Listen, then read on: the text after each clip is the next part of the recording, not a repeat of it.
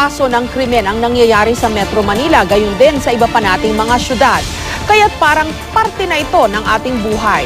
Wala na tayong magawa kundi mag-ingat.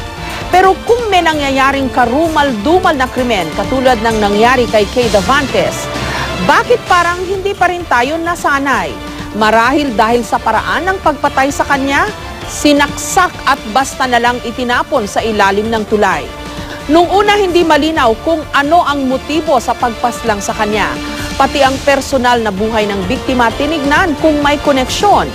Pero sa pagkakaaresto ng mga suspect at sa pahayag nilang ang pakay nila ay ang kotse at mga iba pang mananakaw nila sa biktima, katulad ng kanyang pera, laptop at cellphone, hindi mo maiwasang mapaisip, ganito lang ba talaga ang katumbas ng isang buhay? At kahit saan, kahit kailan, kahit sa tapat pa mismo ng ating mga tahanan, kahit sino man sa atin, katulad ni Kay Davantes, pwedeng matsyempuhan lang ng mga kriminal ng ganun-ganun lang para patayin at pagnakawan. Ganito na ba kadali para ang sino man mabiktima ng krimen?